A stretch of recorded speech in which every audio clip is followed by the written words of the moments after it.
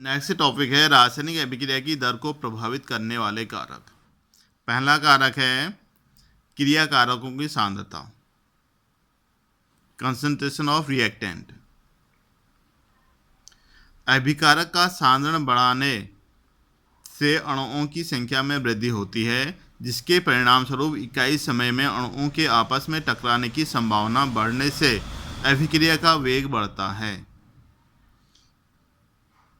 जिसका अर्थ है हम अभिकारकों की सांद्रता बढ़ाएंगे तो उसमें अणुओं की संख्या बढ़ेगी। अणुओं की संख्या बढ़ेगी तो अणुओं के एक दूसरे के आपस में टकराने की संभावना बढ़ेगी।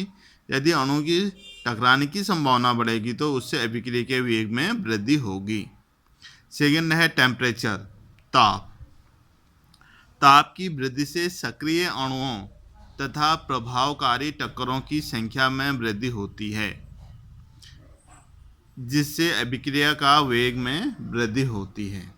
यदि हम किसी अभिक्रिया के ताप में वृद्धि करेंगे, उसकी टेम्परेचर वृद्धि होगी, तो जो अणुओं के आपस में टक्कर हैं उनकी संख्या में भी वृद्धि होगी, जिस कारण उस अभिक्रिया का वेग में वृद्धि होगी। अगर हम एग्जाम्पल एक ठंडे पानी में चीनी को घोलें और एक गर्म पानी में चीनी को घोलें, तो गर्म पानी में क्या होगा, पहले घुल जाएगा, जिसका अर्थ है कि उसका वेग अधिक हो जाएगा।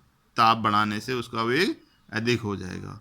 थर्ड है क्रिया करने वाले पदार्थों की प्रकृति। यदि अभिकारक आयनिक हैं तो उस अभिक्रिया का वेग अनायनिक अभिक्रियाओं के वेग से अधिक होता है।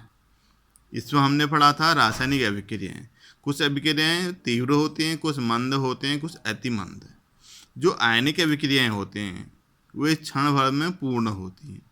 जो अभिक्रिया समय से या जल्दी पूर्ण होगी तो उसका वेग भी उतना ही अधिक होगा। जो अभिक्रिया देर तक चलेगी उसकी वेग भी उतना कम होगा।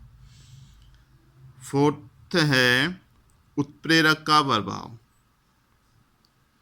जब हम उत्प्रेरक का उपयोग करते हैं तो क्या कहता है, उस अभिक्रिया के वेग में वृद्धि या कमी करता है। तो अभिक्रिया के वेग में जो कमी या वृद्धि होगी वो किसके कारण होगी, जो हम उसमें उत्प्रेरक में लाएंगे। तो अभिक्रिया का वेग उत्प्रेरक की प्रकृति पर निर्भर करेगा। जैसा उत्प्रेरक होगा अभिक्रिया की वेग भी उसके अनुसार परिवर्तित होगी। पांचवा है दाब। दाब मीन्स प्रेशर।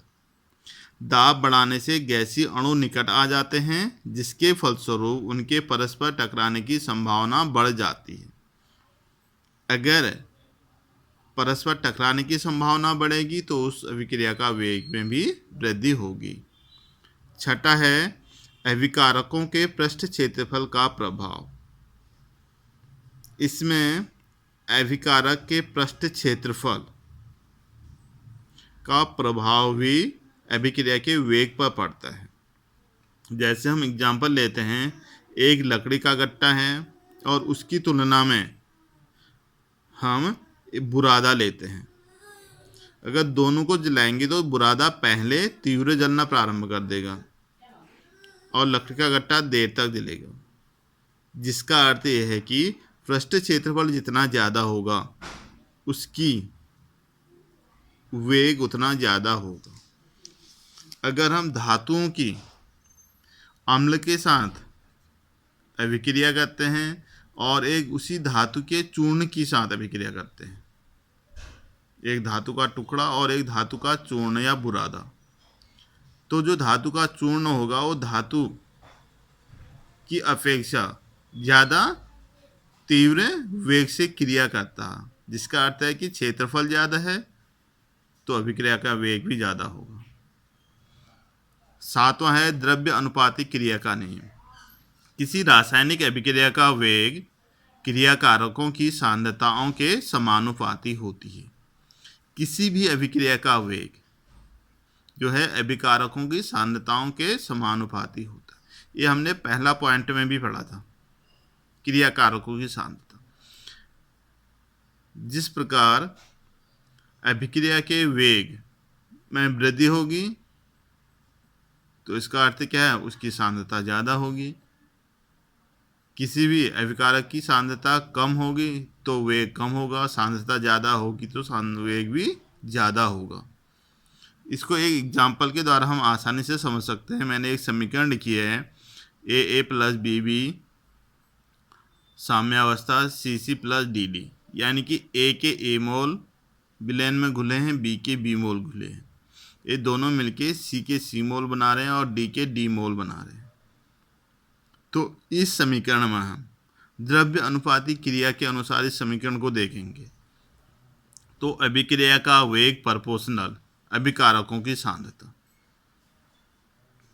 अभिक्रिया का वेग प्रोपोर्शनल ए की सांद्रता ए और बी की सांद्रता बी। अभिक्रिया का वेग हमने इससे पहले भी पढ़ा था, जितने समय में परिवर्तित होता है उसको हम अभिक्रिया का वेग कहते हैं। यहाँ पर ए और बी है, इसके लिए हमने x मान लिया, यानी कि dx/dt। जितने समय में अभिक्रिया का वेग परिवर्तन होगा dx/dt प्रोपोर्शनल ए की सांद्रता गुणा बी की, ए की सांद्रता की पावर ए गुणा बी की सांद्रता की पावर बी। जब हम प्रोपोर्शनल चिन्ह हटाएंगे तो इसके लिए हम एक स्थिरांक लेंगे, dx/dt इक्वल के ए की सांद्रता ए इंटू बी की सांद्रता बी। के यहाँ पर हमारा वेग स्थिरांक है, और जब हम वेग स्थिरांक की यूनिट या इकाई ज्ञात करते हैं तो यह प्रत्येक अभिक्रिया के लिए अलग अलग होती है।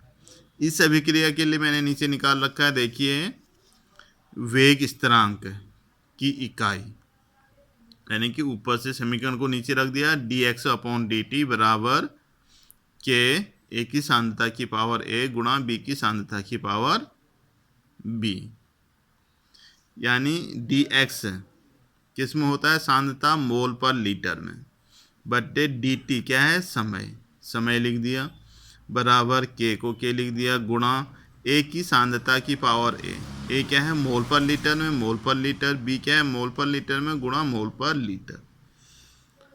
तो मोल पर लीटर, तो लीटर अपॉन में आ जाएगा, तो मोल अपॉन लीटर इंटू समय इक्वल के mole square upon litre square. जब हम इसको सॉल्व करते हैं, के बराबर मोल इंटू लीटर का स्क्वायर अपॉन लीटर इंटू समय इंटू मोल का स्क्वायर, तो ऊपर के मोल से नीचे का मोल स्क्वायर कटेगा, दो हैं तो एक कटेगा, इसी प्रकार लीटर का स्क्वायर और लीटर कटेगा। उस स्थिति में मोल पर मोल लीटर पर समय इसकी इकाई आएगी। इसी प्रकार अन्य अभिक्रियाओं की इकाई भी हम ज्ञात कर सकते हैं। Thank you.